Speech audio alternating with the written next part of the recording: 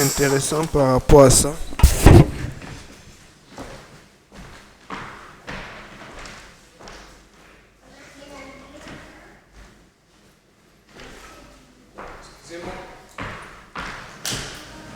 J'ai oublié ma Bible électronique.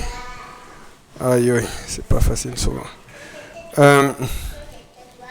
C'est ça, la dernière fois nous étions arrêtés à Genèse 3, verset 6. Nous avons vu les 3 voies dans lesquelles l'homme est tenté. Et nous avons vu aussi les 3 voies dans lesquelles, les 3 mêmes voies dans lesquelles Jésus a été tenté. On avait dit il y a la convoitise de la chair. La chair est mangée, mais manger hors du cadre de Dieu, ce n'est pas bon. Parce que quand tu as mal au ventre, ce n'est plus bon pour toi. Ça devient quelque chose qui te fait mal. La chair aime le sexe est bon, mais hors du cadre de Dieu, le sexe hors du mariage, c'est péché. La chair aime la convoitise des yeux. Tout ce que tu regardes, tu ne peux pas l'avoir. Tu n'es pas obligé de l'avoir. Amen. Mais Dieu a besoin que tu regardes pour pouvoir apprécier, comparer et choisir. L'orgueil de la vie, ton orgueil te pousse à quoi? L'orgueil doit te pousser à avoir des vrais défis. Servir le Seigneur, avoir une maison, avoir une voiture, avoir des choses légitimes. Mais ne pas brûler les étapes parce que l'orgueil, des fois, peut pousser les gens à brûler les étapes. Et c'est ça qui conduit au péché. Et on a vu que Jésus était touché dans les 3 mêmes voies. Et aujourd'hui, on va voir quelle était la réaction après le péché. Vous savez, n'oubliez pas, Dieu a voulu que les choses soient parfaites. Amen. Dieu a voulu que les choses soient parfaites. Je regarde, je pensais un peu comme ça. Le frère Brunel vient de se marier avec la sœur Catherine. Ça c'est un bon couple. Des fois, je vois même le frère Gauthier et la sœur Aurélie. Pourquoi je dis bon couple? Je n'ai pas dit que les autres sont des mauvais couples. C'est que ce sont des couples, tu vois, 2 jeunes, qui sont arrivés à la fleur de l'âge, qui sont beaux, bien, en bonne santé, et qui ne sont pas comme nous, avec les blessures. Moi, j'ai déjà un enfant, et je suis divorcé. Amen. Tout le monde n'est pas comme la sœur Rogeline, qui a un enfant et qui est mariée. Vous voyez un peu. Je ne suis pas en train de pointer les gens pour dire qu'ils ont mal fait. Parce que moi, je suis le premier qui est dans une situation compliquée. Mais vous allez voir, si on commence à regarder les couples typiques, le style frère Brunel, pas d'enfant dehors, la fille n'a pas d'enfant, le gars n'a pas d'enfant, et ils vont bien, ils viennent se marier, tout s'est bien passé devant Dieu et le pasteur. Vous allez voir qu'on va voir très peu. Mais qu'est-ce qu'on fait alors à l'église si on n'a pas les couples typiques? Regardez-moi. Regardez, il y a des gens ici qui sont divorcés, il y a des gens ici qui ont des situations différentes, qui ont beaucoup d'enfants. D'autres ont des enfants en mariage, d'autres ont des enfants en mariage mais sont divorcés. Et c'est ça que le Seigneur me disait, c'est ça l'église. Parce que nous, on veut toujours que les choses soient parfaites. C'est justement pour ça que Dieu nous amène à Hochelaga. Pour que quand les gens, des fois on se dit que non, il faut que les gens nous voient bien. Non, il faut que les gens te voient comme tu es. Mais ils te voient comme tu es, mais changé, transformé par Dieu. Et cela, il va demander, waouh, qu'est-ce qui t'a appris? Pourquoi toi, tu es comme ça, alors que tu étais comme ça avant? Où tu trouves la force de ne plus faire ce que tu faisais avant? Où tu trouves la force de ne plus penser comme tu pensais avant? Et c'est ça que nous devons partager aux autres. Et quand nous partageons aux autres, Dieu nous utilise pour transformer ces gens afin qu'ils deviennent comme nous. La transformation selon l'homme n'est pas que tu arranges tes mauvais dossiers. La transformation selon l'homme, c'est que tu suis le processus de Dieu. Quand Dieu te transforme, en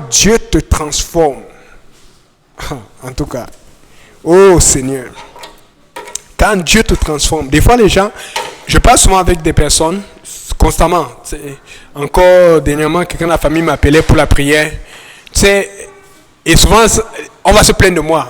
Ah, Sœur Maria, bienvenue, alléluia, on est content, alléluia.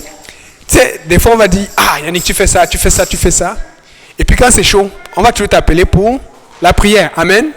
Et c'est ça que j'aime, parce que ça veut dire que tu as besoin, on va prier pour toi.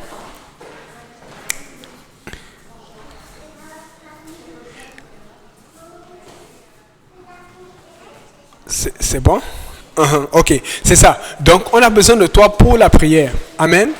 Mais si on a besoin de toi pour la prière, c'est parce qu'on sait que, quelque part, tu as un contact avec Dieu, et ton contact avec Dieu peut faire ce que les choses changent la situation de l'autre. Mais pourtant, nous tous, nous savons que nous avons accès à Dieu. Amen. Nous tous, nous savons que nous pouvons prier. Amen.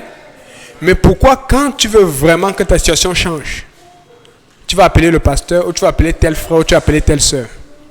C'est parce que tu as identifié que dans la vie de telle soeur, tu as identifié que dans la vie de tel frère, il y a un potentiel.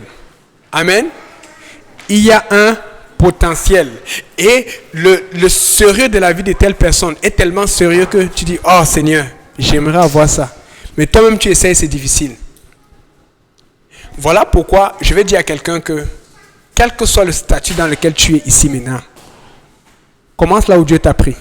Oublie tes fautes, oublie le passé. C'est la chose la plus dangereuse que le diable fait souvent à l'église. Il va venir te plonger dans ton passé, dans tes erreurs.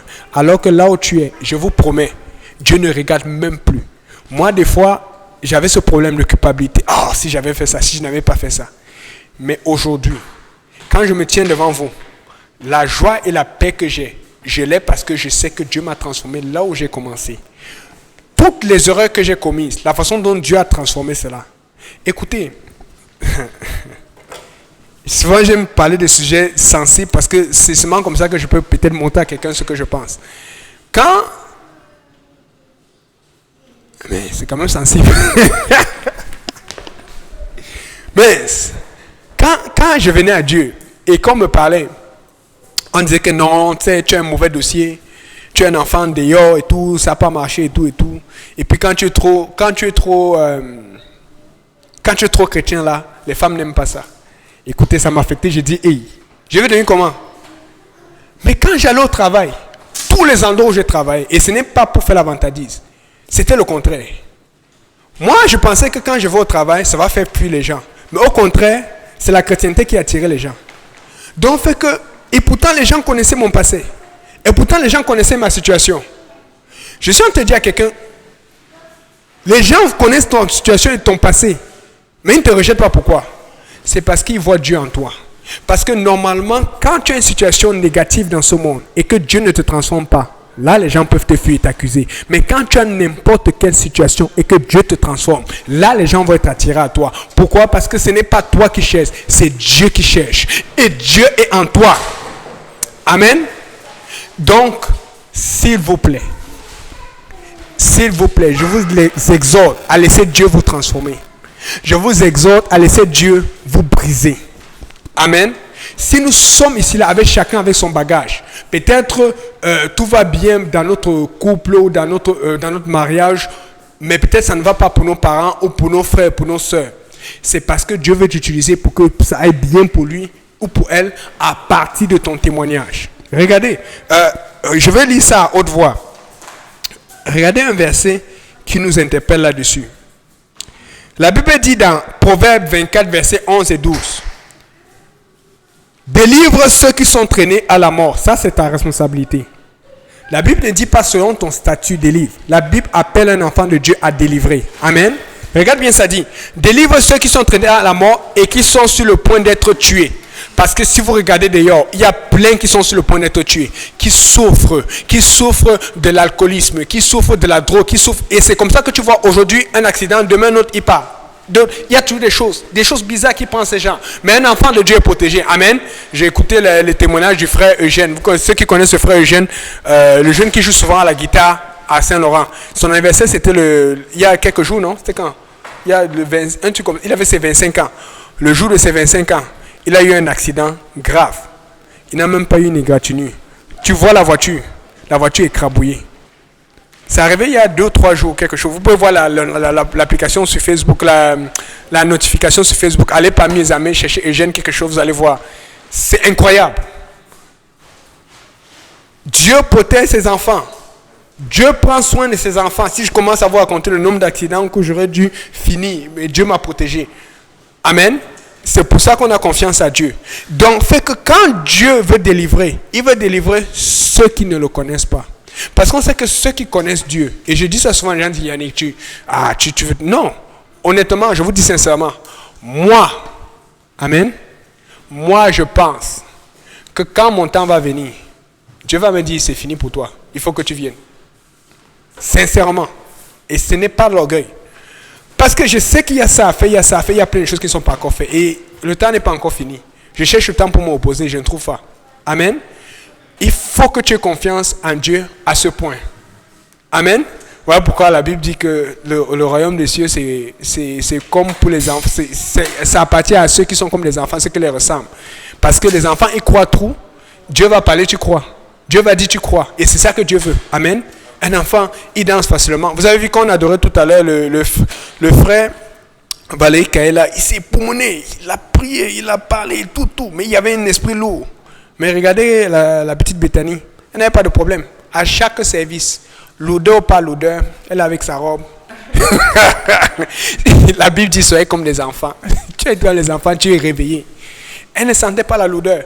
Sois comme un enfant, la l'odeur va partir. Parce que nous on pense trop. La journée, le diable t'a accueilli ici. Il t'a agressé ici. Il t'a fatigué ici. Il t'a poussé ici. À un moment, ça devient ouf. Lève-toi. Bon, je continue dans ce verset. Regardez bien. Il dit délivre ceux qui sont traînés à la mort, qui sont sur le point d'être tués. Si tu dis, voici, nous n'avons rien su. Donc, si tu commences à dire, je ne savais pas. Regarde ce que la Bible dit. Celui qui pèse les cœurs ne l'entendra-t-il point? Et celui qui garde ton âme ne le saura-t-il point? Ne rendra-t-il pas à chacun selon son œuvre? C'est-à-dire que tu peux être en train de voir quelqu'un qui meurt. Parce que tu sais qu'il y a beaucoup de gens qui ne vont pas bien. Tu peux être en train de voir quelqu'un qui est dans la mauvaise voie. Mais dans ton cœur, tu dis, ah, je ne sais pas où, je ne vois pas comment je peux faire ou ce que je peux faire. Dieu dit, il va te le rendre. Maintenant, ça ne veut pas dire que tu connais un alcoolique dans le quartier. Tu te lèves, tu dis, au nom de Jésus, le Seigneur m'a parlé, tu vas arrêter de boire l'alcool, ok? Sinon, tu vas aller en enfer, ok? Non, mes gars, ne fais pas ça, sinon on va te chercher. Tu ne vas pas. Si tu vois ton ami ou ton frère ou ta soeur, quelqu'un qui prend du pot, si tu te demandes, ouais, tu dis c'est pas bon, parce que j'ai beaucoup de gens qui vont souvent me demander au travail ou ailleurs, ça c'est pas bon. Je dis non, la Bible dit que c'est pas bon, mais si ne te demandes pas, tu ne dis rien. Mais ce que tu peux faire, tu peux commencer à prier. Amen. Tu peux commencer aussi à refuser, parce que je connais beaucoup de cas, que ce soit au travail ou ailleurs, on m'a proposé du vin. Et souvent, ça va être proposé par quelqu'un d'important. Je vous dis, je te dis à plusieurs fois, je sais, souvent c'est bizarre, pourquoi ça va toujours être le boss? Je ne vais pas commencer à pointer à quel travail entrer l'endroit. À plusieurs fois, j'ai été proposé du vin, parfois par des personnes avec qui je travaille, mais parfois par des personnes en autorité. J'ai dit non, je ne bois pas. Mais je n'ai pas dit non, je suis chrétien, je ne bois pas. Boum, non, avec un sourire. Et tu sentais que la personne, comment? Non, je ne vois. Amen. Il faut que tu commences à refuser. Mais des fois, on est au travail, parce que nous ne voyons pas. Mais nous oublions que Dieu voit. Vous savez, c'est ça le problème de la chrétienté. Nous prenons plus d'accent sur ce que les hommes voient que sur ce que Dieu voit. Commence à mettre l'accent sur ce que Dieu voit. C'est-à-dire que quand personne d'entre nous ne te voit, et que tu es seul à la maison, et que tu es seul à l'école, que tu es seul au travail, comment est-ce que Dieu perçoit ce que tu fais? Amen. Je dis sincèrement, j'ai déjà vu des gens, ils sont à l'église, alléluia, pam, freedom, avec des chapeaux et tout. Et on se voit au Walmart, la personne se cache. Après tu te rappelles, tu as vu la personne, tu vois l'habillement, tu dis, non, sois toi-même. Parce que la sanctification, la marche, c'est pour Dieu. Si tu es correct devant Dieu, ça va être correct devant les hommes. Mais si tu es correct devant les hommes, ça ne va pas être correct devant Dieu. Question? Ok, c'est bon. Si vous avez des questions, n'hésitez pas. Amen. Nous faisons trop attention aux hommes. Parce qu'on a peur de ce qu'on va dire. Quand tu vas avoir peur de ce que Dieu va penser, tu vas te rendre compte que même certaines choses que les gens vont dire, tu vas en même temps, comme on dit, je vais m'en foutre. Parce que tu vas voir que ça va te déranger quand ça dérange Dieu. Quand ça dérange Dieu, ça doit te déranger. Mais je vous dis, quand ça dérange l'homme et que ça ne dérange pas Dieu, continue ta route. Continue ta route. Amen.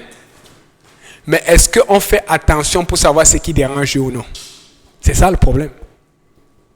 Parce que dans le fond, quand on va passer au ciel, on sera seul avec Dieu. Amen. Alléluia. Lisons un peu quelque chose là où Paul va se faire questionner au fouet. Acte 22, verset 24.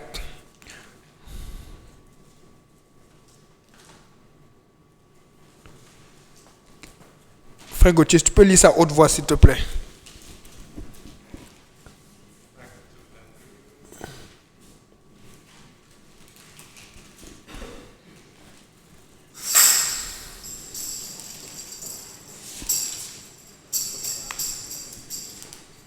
Le tribun commanda de faire entrer Paul sur la forteresse et de lui donner la question par le fouet, afin de savoir pour quel motif il criait ainsi contre lui. Lorsqu'on l'eut exposé au fouet, Paul dit au centenier qui était présent, « Vous est-il permis de battre des verges un citoyen romain qui n'est même pas condamné ?» À ces mots, le centenier alla vers le tribun pour l'avertir, disant, « Que vas-tu faire ?» Ok, c'est bon. Maintenant, parce qu'il y avait beaucoup de trucs, et si vous lisez depuis le acte 22 au 21, à un moment on pensait que c'était lui, parce que les gens font tellement de boucans autour de Paul, tellement de boucans qu'on pensait que c'était un criminel. Et quand le monsieur, le tribun parle avec Paul, à un moment, Paul lui dit non, non, non, et il dit, mais tu n'es pas ce Égyptien qui est parti au... C'est quel verset? Tu peux me trouver le verset là, s'il te plaît? C'est toujours là-dedans.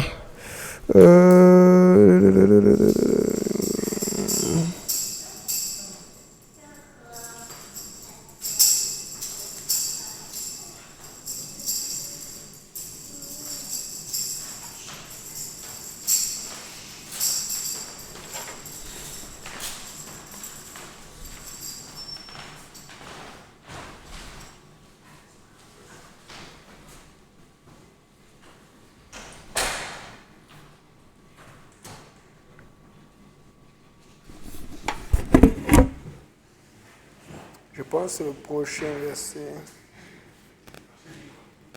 Ça dit, n'es-tu pas cet Égyptien qui s'est révolté?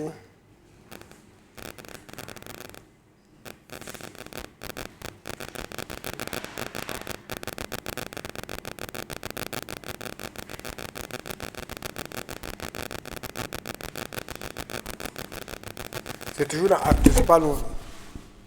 Je vais juste te montrer à quel point il se me reprenait ce pot.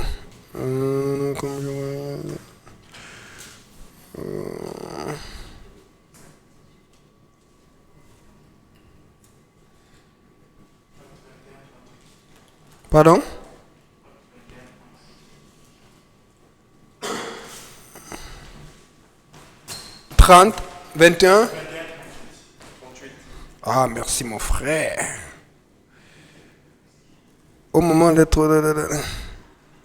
Oui, au moment d'être introduit dans la forteresse, Paul dit au tribun, m'est-il permis de dire quelque chose? Le tribun répondit, tu sais le grec? Tu n'es donc pas cet Égyptien? Ce que je vais apporter, c'est que ils ont fait tellement de boucans autour de Paul, autour de ce que Paul faisait, de ce que Paul prêchait, que lorsque le tribun, c'est le mot en grec, c'est chiliakos, ça veut dire que c'est un homme, un chef de 1000 personnes. C'est quelqu'un de très important, parce qu'il y avait les centeniers, vous voyez des centeniers comme Corneille, mais lui, il était plus important que Corneille. Amen. Donc c'est quelqu'un qui a une grosse autorité. Si le tribun vient et non un centenier, c'est parce qu'il y a quelque chose de grave qui se passe dans la ville. Et donc quand le tribun arrivait, il avait à son idée, il dit que c'est sûr que ça c'est un malfaiteur terrible, parce que pour que le peuple se plaigne comme ça. Mais au fur et à mesure qu'il parle, il voit, tu sais le grec, donc tu es intelligent, tu connais, parce que le grec n'est pas facile, surtout le grec ancien. Et il dit, mais tu n'es pas cet Égyptien? Il avait cru que c'était un de ces rebelles qui était fêtard, qui faisait n'importe quoi et tout ça là. C'est-à-dire qu'il lui avait déjà donné une identité.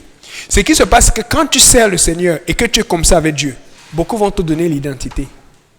Mais s'ils ne savent pas, c'est quoi ton problème? Tu continues à servir Dieu.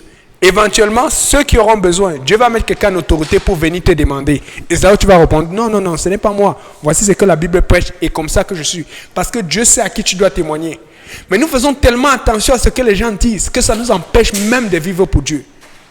Regardez ce que le tribun pensait. Le tribun avait déjà donné une identité à Paul qui était fausse. Il pensait, parce qu'il y avait quelqu'un qui s'était rébellé, qui avait amené beaucoup de gens. Et même le tribun, il y avait une rumeur qui disait que c'était tel. Mais le tribun pensait que c'était lui. Vous voyez un peu. Les gens vont penser que vous avez fait des choses que vous n'avez pas faites. Maintenant, la Bible dit que quand on lui expose au fouet, vous savez pourquoi le tribun a dit qu'on va lui donner le fouet?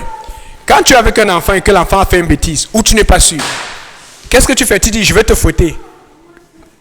Mais regarde, si on te dit, on va te fouetter, tes yeux vont... Exactement, tu as vu? Ses yeux vont faire comme cela. Parce que quand on te dit qu'on va te fouetter, tu deviens sérieux. Et directement, l'enfant, quand il a fait quelque chose de pas bon, tu vas voir sa réaction. Oh non, je suis désolé. Ou si l'enfant a été honnête, n'a rien fait de mal, qu'est-ce qu'il va dire? Non, non, ce n'est pas moi, ce n'est pas moi. C'est la même chose avec les grandes personnes. Parce que Paul veut lui faire comprendre que, écoute, si tu as fait tout ce trouble-là qu'on dit là, on va voir si c'est sérieux. Amen. Quand on utilise le fouet, c'est pour te faire parler. Mais quand on utilise le fouet, c'est pas seulement pour te faire parler si tu étais malhonnête. Quand on utilise le fouet, c'est pour te faire parler si tu étais honnête. Si tu es vraiment honnête et que tu tiens à ce que tu dis, tu vas répéter la même chose. Et le tribun qui était un militaire aguerri, il savait que si Paul était sérieux et qu'il avait fait de quoi, on allait le voir sa réaction par rapport au fouet. Comment on fait? C'est pour ça que vous disiez que parfois on tuait les gens avec la chaise électrique ou on faisait quelque chose, on faisait la pendaison. Vous savez ce qui se passe avec ces gens psychologues? Ils sont très forts. Quand ils vont peut-être prendre un terroriste, ils vont prendre quelqu'un qui a fait quelque chose, un méfait. Ils vont voir sa réaction. Vous savez, quand quelqu'un est sous la souffrance, et que la personne tient à son idéologie, la réaction n'est pas la même que quelqu'un ne tient pas à l'idéologie. Voilà pourquoi des fois, certaines personnes, on allait prendre Al-Qaïda, on allait continuer, on n'allait jamais les libérer, parce qu'on savait qu'il est coupable. Parce que quand tu tiens à ton idéologie, tu vas dire, je suis prêt à mourir. Parfois tu vas mentir, mais tu vas garder le sang-froid. C'est comme ça que les chrétiens mouraient. Mais quand tu ne tiens pas à ton idéologie, on va voir ta réaction, on va voir comment tu trembles, tu paniques, tu commences à faire des compromis. Alors, quand le tribun dit, on va le passer au fouet, c'est pour deux choses. Soit on va voir comment il est mauvais, soit on va voir comment il est bon. Ce qui veut dire que si on veut voir si tu es bon, si on veut voir si tu tiens à la vérité, si on veut voir si tu es sérieux dans ta conviction, on peut te passer au fouet. Mais il y a des gens, quand on les passe au fouet, Dieu l'a abandonné. Le fouet, c'est une façon de voir où est ta foi. Le fouet, c'est une façon de voir où est ta conviction. Le fouet, c'est une façon de voir qui tu es vraiment pour Dieu. Amen. Et c'est pour ça qu'on voulait passer Paul au fouet. Mais là, il a dit que non, normalement, il a trop fouetté. Il a rappelé maintenant son identité. C'est-à-dire, quand il était venu, il n'avait pas rappelé qu'il était romain, qu'il avait aussi des pouvoirs. Parce qu'il y a des gens qui sont chrétiens, dès qu'il arrive quelque part, il veut s'affirmer. Est-ce que vous savez que j'ai ça, j'ai ça, j'ai ça? Non, non. Sois discret. Sois discret. Commence d'abord par prêcher la parole. Commence d'abord par prêcher le nom du Seigneur Jésus. Commence d'abord par prêcher la voie du salut. Et éventuellement, quelqu'un aura besoin d'aide. J'ai dit, parce que j'ai fait ça tellement de fois, c'est-à-dire que tu prêches d'abord à quelqu'un, tu fais ce que Dieu te dit de faire, et éventuellement la personne va avoir un besoin. Et ce qui est bizarre, comme Dieu sait le faire, le besoin de la personne va être identifiable à quelque chose que tu sais faire pour aider la personne. Et c'est peut-être toi la seule personne qui peut l'aider. Dieu fait ça souvent. Concentre-toi sur l'évangile, comme le pasteur Léonard a prêché ce dimanche. Amen. Alléluia. Donc, n'aie pas peur du fouet. Le fouet peut servir à savoir si tu es vraiment convaincu. Parce que les personnes convaincues, allez voir les terroristes. Les terroristes, ils oublient leur famille. Parce que pour eux, c'est une pierre d'achoppement. Ça peut l'affaiblir. Les terroristes, ils oublient les gens qui étaient trop amis avec eux. Parce que si tu es ami avec eux et qu'il y a beaucoup d'émotions entre toi et le terroriste, mais que tu n'as pas la même conviction que lui, tu vas devenir un point faible pour lui. Amen. Alors, ce que se passe, c'est que quand on va le faire souffrir, ils vont passer dire à dire Allah. Je te dis, il y a des gens qui vont jusqu'à la fin parce qu'ils croient. Mais toi, tu dis que tu aimes Jésus. Et parfois, on te dit que tu es sûr que tu aimes. Oui, je suis prêt à mourir pour Jésus. Tu t'appelles Pierre. Tu n'étais pas avec. Non, non, non, non, je ne connais pas. Et c'est comme ça qu'il a régné Jésus. Quel est le fouet dans ta vie? Tout chrétien a un fouet. Je vous promets, j'ai beaucoup de fouets. Quel est le fouet dans ta vie? Ça peut être les finances. Ça peut être les moqueries. Ça peut être plusieurs situations. Mais tu ne peux pas refuser ça, soi disant que tu es enfant de Dieu. Au contraire, les gens vont l'utiliser, comme le tribun l'a utilisé pour Paul. Et peut-être qu'il ne s'est pas fait frapper parce qu'il était romain. Mais rappelez-vous, je vous ai montré un autre endroit, il s'est fait quasiment tuer. Il y a un autre endroit, il s'est fait frapper plusieurs fois. Mais cette fois-ci, il a utilisé son droit de veto aussi pour être jugé équitablement. Mais il y a des moments, il n'a rien dit. Alors pourquoi on veut fuir le fouet? Notre prière doit être, Seigneur, donne-nous la force de passer au fouet. Que le fouet soit fait avec des clous au bout. Que le fouet soit fait avec des lanières de mouton. Ou n'importe quoi. Seigneur, donne-moi la force parce que le fouet fait mal. Mais c'est encore mieux d'être dans ta présence et d'avoir le fouet que d'être hors de ta présence et d'avoir le compromis. Amen. Alléluia. Donc, on va lire Genèse chapitre 3, verset 7. Genèse... Oui, vas-y mon frère. S'il te plaît. Les yeux de l'homme s'ouvrirent, ils connurent qu'ils étaient nus, et ayant reçu des feux de figuier, ils s'enfuirent les ceinture. Ok. C'est bon. Les yeux, c'est-à-dire que quand ils ont péché, quand ils ont mangé le fruit, le péché c'est désobéir à l'interdiction de Dieu. Quand ils ont désobéi à l'interdiction de Dieu, à la voix du Seigneur, les yeux de l'un et de l'autre s'ouvrirent et ils ont reconnu que, ouh, qu'est-ce qui se passe? Nous sommes nus. Subitement, ils sont gênés. Alors qu'ils étaient nus avant, ils ne réalisaient pas. Le péché va te faire réaliser des choses. Et quand tu vas réaliser, tu vas avoir la honte. Et la Bible dit qu'ils se firent des feuilles de figuier. Pourquoi ils se sont fait des feuilles de figuier? Ils se sont fait des feuilles de figuier pour se couvrir, pour cacher la nudité. Nous tous ici là, amen. Je suis d'accord, personne n'est nudiste parce que j'ai déjà eu à voir des nudistes tout cachés dans le monde ou des plages nudistes. Seigneur, pardonne-nous, merci qu'on ne soit pas nudistes parce que si on est dans un monde nudiste, on est fini. Amen. Nous devons nous couvrir. Mais regardez ce que je vais apporter ici, c'est que maintenant, on est au départ, quand Dieu a commencé. Parce qu'entre-temps, il y a beaucoup de choses qui ont changé, qui font à ce que les gens se plaignent que non, l'église, le pasteur a dit ça, l'église impose. Non. Essayons de voir ce que Dieu pense, comment Dieu voit les choses. Amen. Eux, dès qu'ils ont vu qu'ils avaient péché, ça c'est l'homme et la femme. Dès qu'ils ont vu qu'ils avaient commis une faute, dès qu'ils ont vu qu'ils avaient fait une erreur, ils ont cherché une façon de régler cette faute. Ils ont cherché une façon de compenser cette faute, ce qui est légitime. Si on voit que nous sommes en erreur, si on voit que nous sommes en tort, nous devons tout faire pour trouver une façon de compenser, de réparer l'erreur. Amen. Mais regardez, la Bible dit, alors qu'ils ont pris des feuilles de figuier. Comment on peut avoir des feuilles de figuier ici, là? Je pense que le meilleur exemple, c'est si je fais les feuilles de figuier, c'est comme ça. Regardez bien. Hein? Je ne suis pas nu, mais mettons. C'est comme s'ils prennent... Voilà, ça c'est le bon exemple. Ils prennent comme ça. Et ils s'attachent. Ils font des ceintures. Et ça c'est la feuille, ça c'est même la veste. Dans la veste il y a beaucoup d'habits. Vous voyez un peu. Mais imaginez, ils prennent beaucoup de feuilles. Ils mettent ça partout. Comment ça marche? Vous voyez pourquoi ça fait rire? Parce qu'on va aller aussi, on va demander au Seigneur. Mais c'est comme ça que l'homme partait s'habiller. Et quand le pasteur va venir dire ce que le Dieu demande de faire pour s'habiller, les gens vont dire, ah non, vous exagérez. Mais c'est comme ça que l'homme paraît quand il ne veut pas suivre Dieu. Il n'a pas d'habit, mais il est comme ça. Vous voyez comment c'est ridicule? L'homme se ridiculise lui-même. Il faut chercher la voie de Dieu. Imaginez, ça c'est même, il y a du tissu dedans, c'est pour ça que c'est lourd. Imaginez beaucoup de feuilles. Et ça c'est bon à cette température parce que c'est humide, donc les feuilles sont un peu plus solides. Mais quand c'est sec, comment il faisait? Ça tombe, il remplace, il coach, il passe. Donc ça veut dire qu'il ne courait jamais. Et quand il marchait, il devait faire attention. Comment il faisait? Vous voyez comment l'homme peut se ridiculiser. Vous voyez comment l'être humain peut se ridiculiser parce qu'il veut faire à sa façon. En tout cas, c'est à vous de savoir c'est quoi les feuilles de figuier aujourd'hui. Mais nous, on va savoir c'est quoi les peaux d'animaux aujourd'hui. Donc, et maintenant, la Bible dit, ils entendirent la voix de l'Éternel Dieu qui parcourait le jardin vers le soir. Vers le soir, ça veut dire que toute la journée, ils ont utilisé le feu de figuier, ils pensaient ils étaient bien, tout allait bien. Ils ont joué, ils sont partis, ils sont promenés. Ah, tu es bon, tu vas comprendre. Mais là, ils ont entendu la voix de Dieu.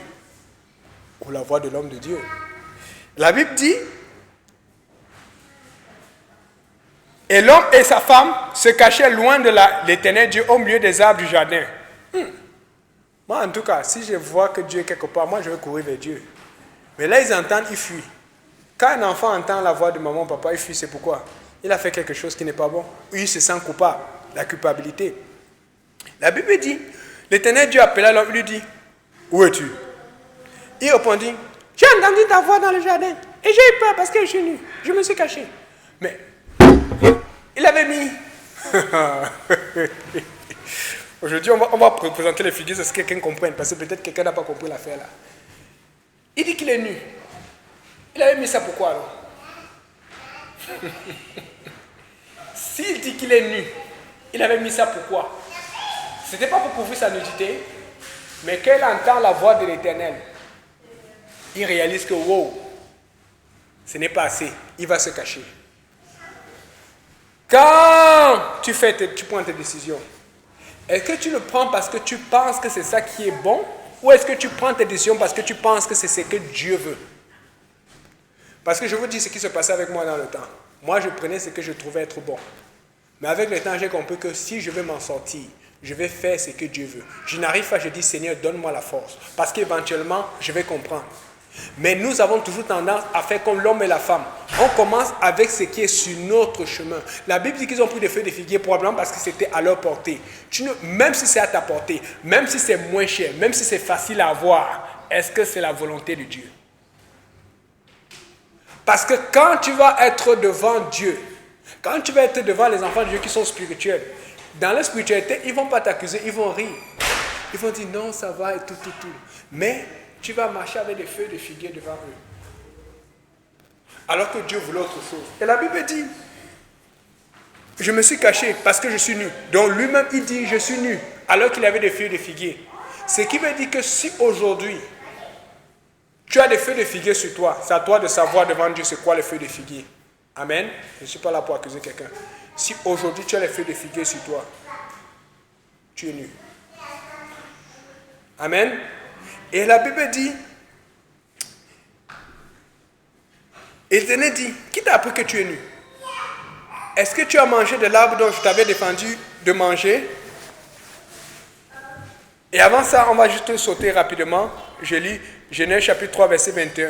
Lorsque Dieu a réglé, parce que Dieu d'abord, il va vouloir régler la situation, la source, pour corriger cela. Mais quand Dieu va régler la situation, c'est pour changer l'intérieur. Amen.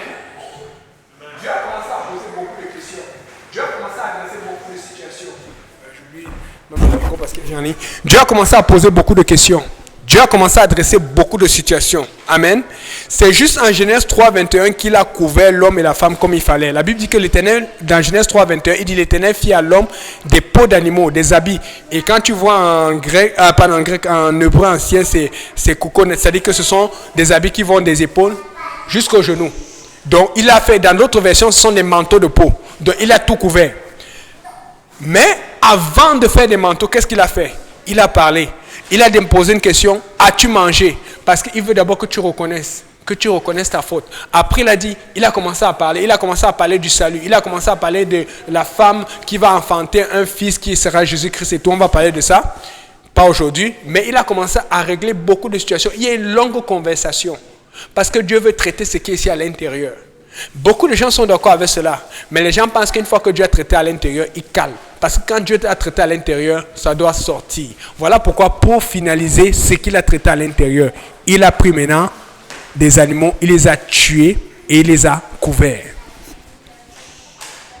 L'apparence d'un enfant de Dieu compte beaucoup pour Dieu. Ton apparence, est-ce que c'est toi qui l'as définie ou est-ce que c'est Dieu qui l'a définie? Quand je me lève le matin, l'apparence que j'ai, est-ce que c'est l'apparence qui me fait plaisir ou est-ce que c'est l'apparence qui fait plaisir à Dieu? Nous sommes bien dit, nous sommes enfants de Dieu. Tu es enfant de Dieu? Allez demander à Bethany et à Samuel s'ils sont eux qui ont choisi leurs habits. Ils vont choisir plus tard quand ils seront plus grands. Mais quand tu es bébé, tu prends les habits de ton père. Mais nous sommes les enfants de Dieu. Est-ce qu'on prend l'apparence de notre Dieu? Et n'oubliez pas que Dieu utilise l'apparence pour que nous soyons une lumière parmi les ténèbres. Mais comment tu vas être une lumière parmi les ténèbres si ton apparence est comme l'apparence ténébreuse? Où est-ce qu'on va voir la lumière? Où est-ce qu'on va voir la différence? Où est-ce qu'on va voir l'exception? Où est-ce qu'on va voir l'exemple? Méditez là-dessus, c'est très important. On continue.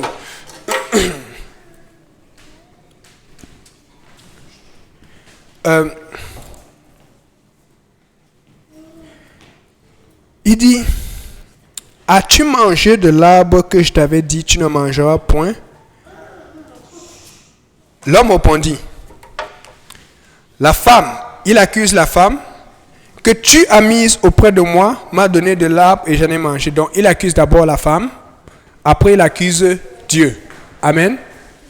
Donc l'homme c'était le premier lâche. Donc fait que ça là je l'accorde à toutes nos sœurs. S'il y a des sœurs qui font des bouts d'aujourd'hui, c'est à cause de l'homme, parce que c'est lui qui a commencé. Amen. Et mon mot préféré pour cela, c'est Tumbu. L'homme a été un vrai Tumbu, comme on dit au Cameroun. C'est quand on te dit Tumbu, c'est que vraiment tu as tué. Amen. Adam était un Tumbu. Alléluia. Donc, parce qu'il faut comprendre une chose. Quand Dieu te pose la question, c'est qu'il sait déjà. Amen. Et puis, c'est pour ça qu'un enfant, tu dis de faire quelque chose. Et tu dis, qu'est-ce que tu as fait? En fait, tu sais ce qu'il a fait, mais tu veux qu'il réalise ce qu'il a fait. Ça me rappelle une anecdote. C'était un de mes cousins au Cameroun. Il était têtu souvent, il aimait jouer avec le feu. Et sa mère lui dit, arrête de jouer avec le feu. Arrête de jouer avec le feu. Et sa mère, quand elle se fâchait vraiment. À un moment, elle a dit, arrête, c'est la dernière fois. Et elle n'a plus rien dit. Et quand il joue avec le feu, c'est des fois quand on cuisine là, tu veux faire le vrai bouillon là. Des fois le gaz là n'est pas assez. Il faut faire avec le bois. Et tu économises aussi. Et à un moment, il a joué avec le feu, il s'est brûlé. Quand il s'est brûlé, il a voulu crier, pleurer.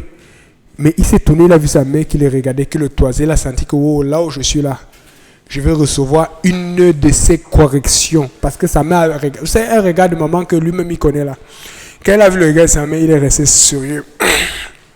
Il a pris son temps, il a fait comme si tout allait bien. Et peut-être il avait mal, hein? Ça le chauffait, il venait de se faire brûler. Il est sorti doucement de la cabane. Arrivé loin, tu entends. Il a bien pleuré parce que là, si sa maman voulait l'attraper, il pouvait fuir. Donc, quand Dieu parle, écoute. Et la Bible dit, l'homme répondit, la femme que tu as mise auprès de moi m'a donné de l'arbre et j'en ai mangé. L'Éternel pose la question à l'âme pour savoir si l'homme va reconnaître sa faute. Parce que Dieu sait tout. Amen. Dieu savait que Adam avait péché et c'est lui qui appelle l'homme. Parce que quand l'homme va pécher, lui ne va pas aller retourner. Quand l'enfant fait mal, il va se cacher. Mais la personne plus mature va aller voir la personne moins mature. Et Dieu dit, as-tu? Parce que Dieu veut lui donner une chance de se repentir. Si Adam avait reconnu, quelle serait la situation de l'homme par rapport aux malédictions? Tu mangeras la chair de ton fond par rapport à tous les problèmes que nous avons. Je ne sais pas. Mais je suis sûr que ce serait différent de ce que nous avons aujourd'hui. Mais il n'a pas reconnu. Alors l'Éternel donne la chance aussi à la femme alors. Il dit, et l'Éternel Dieu dit à la femme, pourquoi as-tu fait cela? La femme répondit, le serpent m'a séduite et j'en ai mangé. Dieu savait que c'est le serpent qui l'a séduit. Amen. Mais Dieu veut que tu reconnaisses ton erreur. Est-ce qu'il y a quelqu'un qui peut juste dire, Seigneur, j'ai fauté, j'ai fait l'erreur? Rappelez-vous de David. Quand il avait été tombé avec Bathsheba, il aurait pu dire, mais Seigneur, qu'est-ce qu'elle faisait à se baigner nu sur le toit de la maison? Elle me tente, elle me cherche, je suis le roi quand même. Hein? Non. Seigneur, j'ai péché contre toi. Quand on l'a exposé, il n'a pas commencé à dire, parce qu'il faut comprendre que la tentation, il y aura la tentation. Vous sortez d'ici, vous allez être tenté. Demain, vous allez être tenté. C'est pour ça que le Seigneur vous enseigne. C'est pour ça que le Seigneur nous enseigne. Afin que nous soyons forts lorsque la tentation arrive. Amen. Ok. Maintenant, la Bible dit ici, là, l'Éternel dit au serpent. Vous savez, regardez bien. Dieu pose la question à l'homme, l'homme accuse la femme. Dieu pose la question à la femme accuse le serpent. Mais Dieu ne pose pas la question au serpent. Pourquoi? Parce que le serpent est déjà condamné. Quand Dieu te pose une question, quand Dieu t'interroge, quand Dieu te demande, c'est parce qu'il y a encore de l'espoir pour toi. Directement, il dit au serpent, puisque tu as fait cela, tu seras maudit entre tout le bétail et entre tous les animaux des champs. Tu marcheras sur ton ventre et tu mangeras de la poussière tous les jours de ta vie. Je mettrai inimitié entre toi et la femme, entre ta postérité et sa postérité. Celle-ci t'écrasera la tête et toi tu lui briseras le talon. On va arrêter avec ça aujourd'hui. Pour expliquer cela, ça c'est comme le pasteur dit souvent, c'est une figure de style, on appelle ça un euphémisme. C'est-à-dire que tu veux exprimer quelque chose qui a une grosse portée en utilisant des mots simples. Regardez ici, là, la Bible dit, bon, on a vu la malédiction du serpent, le serpent marchera sur son ventre. Amen. Et vous avez vu tous les serpents, c'est yak. Moi, je ne sais pas, mais il y a des gens qui élèvent des serpents et qui marchent avec des serpents. Même d'autres sont à la télé ou sur des vidéos, ils mettent les serpents sur eux.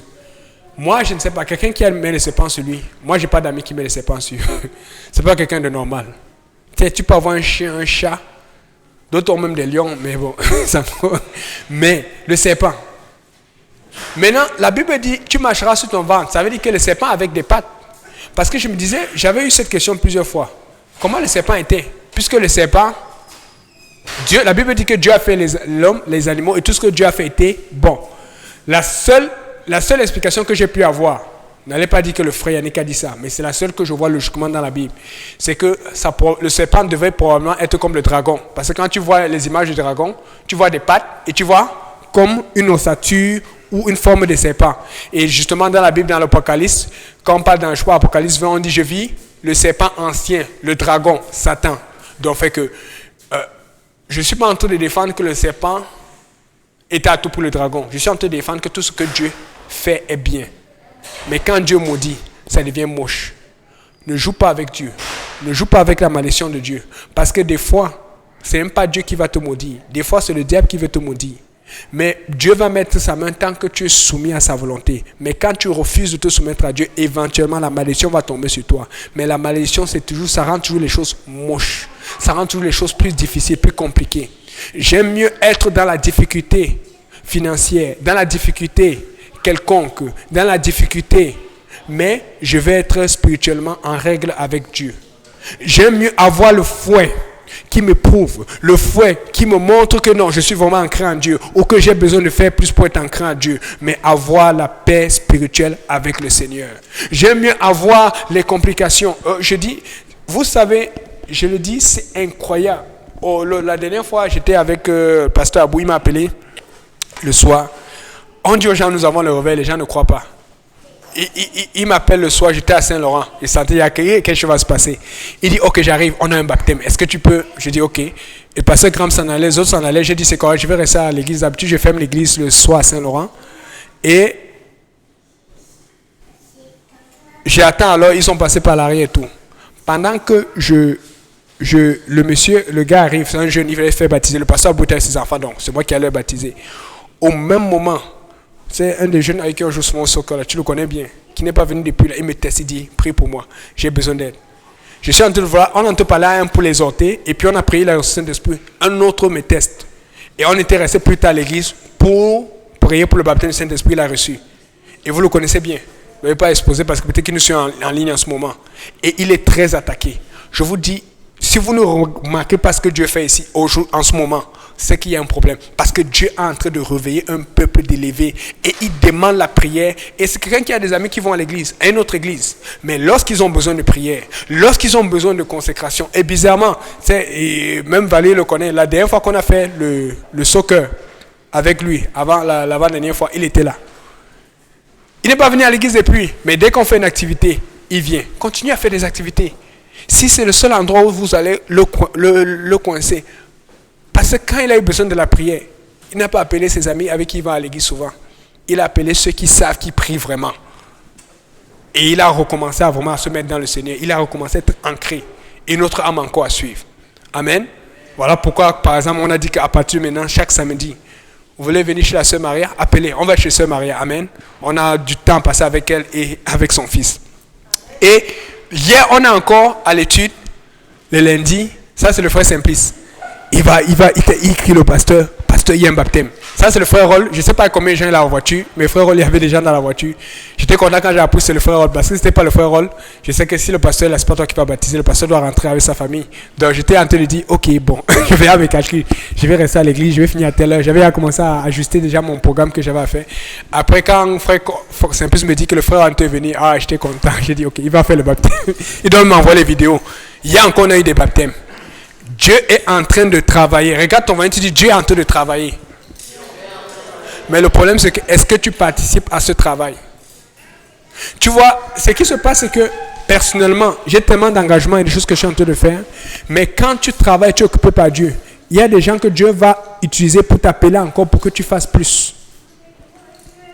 Et c'est ce que le pasteur dit souvent. C'est souvent les personnes les plus occupées qui vont aller appeler, parce que souvent il va appeler quelqu'un qui est libre, mais il n'est pas sûr que la personne va faire ça avec autant d'acharnement, de cœur et de volonté. Si le Seigneur, ou si l'homme de Dieu, ou si le pasteur te demande quelque chose, fais-le comme si c'était pour l'éternité. Parce que tu ne sais pas où ça va pousser une âme, ou tu ne sais pas où ça va amener le salut à quelqu'un. Amen. Et donc, toujours, pour finir avec ça, il dit ceci. Je mettais une métier entre toi et la femme, entre ta postérité et sa postérité. Dans d'autres versions, ou la version Osteva, on dit entre sa semence et ta semence. Amen. Maintenant, il y a un problème ici parce que, vous savez, la Bible doit être logique. C'est un peu comme, vous vous rappelez, quand on avait vu Dieu a fait la lumière, il a fait la lumière le premier jour. Hier un soir, hier un matin. Mais la Bible dit que le quatrième jour, on a fait le soleil. Vous vous rappelez? Et on avait expliqué, on avait dit, mais pourquoi il a fait encore le soleil? J'avais expliqué rapidement. Dieu savait que l'homme allait pécher, sa gloire allait déteindre sur l'homme et l'homme allait mourir si sa gloire déteint sur lui. Le seul endroit où la gloire de Dieu va déteindre directement sur l'homme, c'est au ciel. Quand nous allons être dans la Nouvelle Jérusalem. Amen. Parce que là, nous serons transformés. Regardez, quand le monde de transfiguration, regardez comment les pierres et Jean sont éblouis. Quand Jean a une vision de Dieu au ciel, il tombe sur ses pattes. C'est pour dire que notre pureté, notre sanctification n'est pas assez pour nous approcher de Dieu. Il faut que Dieu nous transforme afin que nous soyons approchables de lui. Donc, maintenant, on a vu que les versets doivent aller ensemble. Mais dans la Bible, vous savez, quand on parle de postérité, on s'attend toujours à ce que ce soit en relation avec un homme. Amen. Et dans ce cas-ci, on dit la postérité de la femme. Mais la femme n'a pas de postérité. La postérité, c'est toujours d'un homme.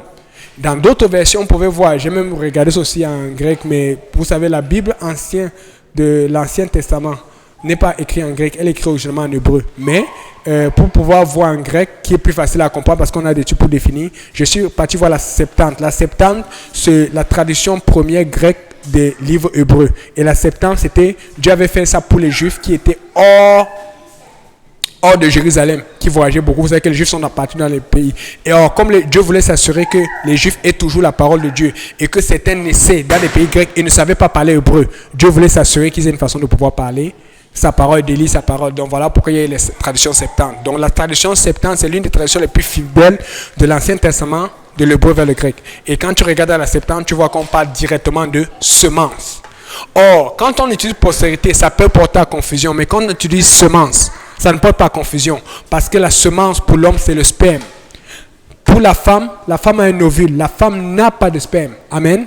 Et donc, maintenant, lorsqu'on dit alors la semence du serpent, on sait que la semence du serpent, c'est le diable, parce que le diable n'enfante rien de bon. Amen.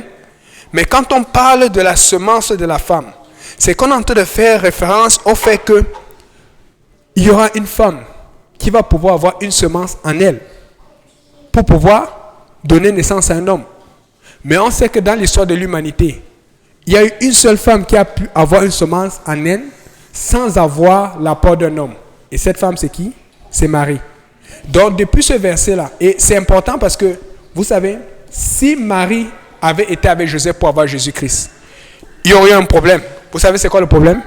Jésus aurait été pécheur. Mais Marie était pécheresse.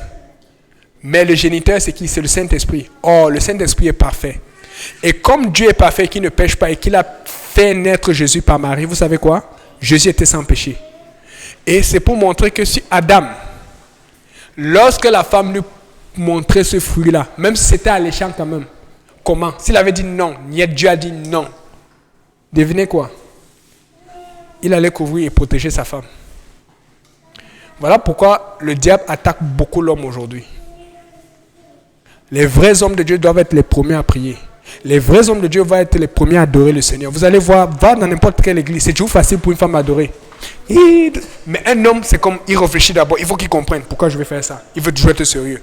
Les premiers à adorer, c'est l'homme. Les premiers à prier, ça doit être l'homme. Parce que c'est ça, parce que c'est l'homme qui va protéger sa famille. La femme prie plus facilement que l'homme. Dès qu'elle est inquiète, elle va commencer à paniquer, à chercher secours. Mais l'homme, dès qu'il est inquiet, il va commencer à réfléchir, à voir comment il va trouver une solution.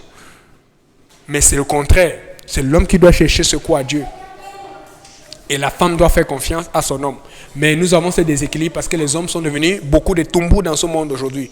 Des trompeurs, des adultères, des menteurs. Voilà pourquoi beaucoup de femmes n'ont plus confiance. Et tu vois des femmes qui s'élèvent de plus en plus. Pas que je suis pour cela, mais écoutez, il faut que l'homme soit l'homme. Amen. Et je suis content qu'on ait Pasteur Grand, Pasteur Kauzi, Pasteur Benji, Pasteur c'est des hommes de valeur qui montrent l'exemple. Parce que vous savez, on n'a pas ça partout. Nous avons une église bénie, vous ne savez pas. Nous avons une église très bénie. Voilà pourquoi il y a beaucoup de présence de Dieu parmi nous. Donc, et donc, ici, là, la semence de la femme, on sait que c'est Jésus-Christ. Et justement, on le voit, la Bible dit que celle-ci t'écrasera la tête et toi tu le baisseras le talon. C'est-à-dire que la semence du serpent qui est le diable va blesser le talon parce que dans une lutte, si par exemple j'ai un combat avec Samuel par exemple, si je blesse le pied de Samuel, Samuel va boiter. Il va avoir mal. Oui, mais si Samuel m'écrase la tête, c'est fini. C'est fini pour moi. S'il écrase ma tête, c'est terminé pour moi. Amen. Et je l'ai vu déjà parce que j'ai déjà eu à tuer des animaux dans le temps. Tu sais, quand j'étais en Afrique, des fois tu vois des lézards, tu dis, ça fait quoi chez toi, c'est bizarre. Et puis tu vois, dès que tu attaques la tête d'un animal, c'est fini. Amen. Et c'est pour ça que je vais raconter l'histoire du poulet. Et quand on m'envoyait à la ferme pour couper le poulet, je coupais toujours la tête. Mais un jour, je niaisais et j'étais en train de couper. Et il y a des jours, quand tu es enfant, on t'envoie le dimanche matin, tu veux dormir, tu vas couper le poulet. Pourtant, quand il faut manger, tu es là pour manger. Moi aussi, j'étais compliqué. Et puis un jour, on m'a dit ça ne me tentait pas. Je suis allé comme ça là, et puis j'ai fait ça nonchalamment. Et je sais pas, je pense que je suis tombé sur un poulet ou un coq qui était fort. J'ai touché le cou. Mais la façon dont le coq s'est débattu, j'ai souffert. Ça a pissé du sang partout pour que je le rattrape. J'ai souffert. Quand je l'ai rattrapé, je l'ai bien coupé. C'est ça qu'on dit qu'il faut égorger. Désolé. Je sais qu'il y a des gens qui sont anti-animaux. Quand tu dis ça là, on peut porter plainte officiellement contre toi. Mais bon, Dieu a dit que on peut manger, on va manger. Amen. Il y en a qui sont végétariens, il ne faut pas raconter ce genre d'histoire devant eux. Parce que ils sont pour les herbes seulement. Donc, et la Bible dit que toi, tu lui blesseras le talon, il t'écrasera la tête. C'est pour montrer que Jésus a eu le talon blessé quand on l'a cloué à la croix. Mais il a eu la victoire totale. Avec nous qui avons la victoire totale, quand il a été ressuscité. Des fois, on dit ressuscité, Dieu est ressuscité, Dieu a pourvu par le Saint-Esprit. On dit des mots aussi simples, mais si on comprenait la valeur de cela. Des fois, on est là, oh Seigneur, est-ce que tu peux m'envoyer $10,000? Est-ce que tu peux m'envoyer $20,000? Seigneur, est-ce que tu peux m'envoyer l'argent? Est-ce que tu peux régler tes problèmes? Est-ce que tu peux guérir? Et je pose toujours cette question. Est-ce que tu as le Saint-Esprit? Est-ce que tu as le Saint-Esprit avec l'évidence de parler en langue? Est-ce que tu as l'Esprit de Dieu en toi? Quand tu as l'Esprit de Dieu en toi, tu as tout. Quand tu as l'Esprit de Dieu en toi, tu as Dieu. Dieu règle la situation ici, là. Donc quand tu pries même, tu es seulement en train de te reconnecter, qu'il fasse que Dieu te remplisse encore plus et que Dieu soit encore plus connecté à toi. Devinez pourquoi alors vous avez des difficultés à prier. Parce que la première bataille de Satan, c'est de t'empêcher de te connecter à Dieu. C'est sa plus grande bataille. Voilà pourquoi la chose la plus importante d'un chrétien, c'est la prière. Parce que dès qu'il te déconnecte de Dieu, tu es obligé de faire beaucoup d'efforts pour aller voir Dieu, ou beaucoup d'efforts pour aller voir le pasteur, ou d'appeler, de faire des efforts physiques, des efforts matériels, de déplacer en voiture, aller à l'église. Je ne dis pas de pas aller à l'église, mais il y a beaucoup d'efforts qui devaient être simplifiés si tu te connectais aussi souvent, aussi longtemps, aussi facilement qu'il le faut. Et je ne suis pas dit que tu pêches quand tu fais des requêtes de prière. Mais quand tu es tout le temps en te demander prière, requête de prière, c'est parce que peut-être quelque part tu n'arrives pas à prier comme il faut. C'est parce que quelque part tu n'arrives pas à te placer dans la brèche comme il faut. Le Saint-Esprit, c'est simple. C'est Dieu en toi. Avec le processus de l'église. Donc pas le parler en langue. Amen. Mais le problème c'est ceci. Le diable sait qu'il y a Dieu en toi. Mais écoute, regarde, qui a une voiture ici? Je pense tout le monde est venu en voiture ici là. Il y a des gens même qui ont des voitures ici qui cachent maintenant. Donc, allez, si vous voulez, on peut faire un défi. On peut prendre le cellulaire. On va dans la voiture de chacun d'entre nous. On va regarder le niveau d'essence. Si on regarde le niveau d'essence, vous savez quoi? Je parie que la moyenne sera à la moitié ou un peu plus. Parce que tout le monde, quand il vient à l'église, il veut repartir, il veut revenir. En fait, tout le monde, quand il vient à l'église, il a envie de repartir au travail le lendemain. Il veut s'assurer que, même s'il doit faire le plein de carburant, ce soit le week-end quand j'ai le temps. Mais pourquoi on ne peut pas penser comme cela spirituellement? Le carburant spirituel, c'est le Saint-Esprit. Mais si, la Bible dit n'éteignez point l'esprit, si tu ne fais pas assez, l'esprit va s'éteindre. Parce que Dieu a fait ça comme ta responsabilité pour qu'il soit en toi. C'est à toi de mettre le fuel. C'est à toi d'être condensé, d'être pressé dans le Saint-Esprit. C'est à toi de presser. Et puis quand tu presses, maintenant quand tu sors, tu vas voir l'évangélisation est facile. Les activités sont plus faciles. Tout ce que tu fais est plus facile. Et mais tu dois presser. Voilà pourquoi, devinez quoi? On va toujours prêcher sur la prière. On va revenir, les gens ne vont pas pouvoir prier, mais on va encore prêcher sur la prière. Parce que le diable ne va pas cesser de t'attaquer pour t'empêcher de prier. Mais tu vas recommencer à prier. Je vais recommencer à prier. Nous allons recommencer à prier. Amen. Est-ce qu'on peut se lever? Alléluia, Seigneur Jésus. On va prier le Seigneur. Frère Gauthier, pardon, tu vas prier pour conclure et puis pour le repas et puis on va y aller.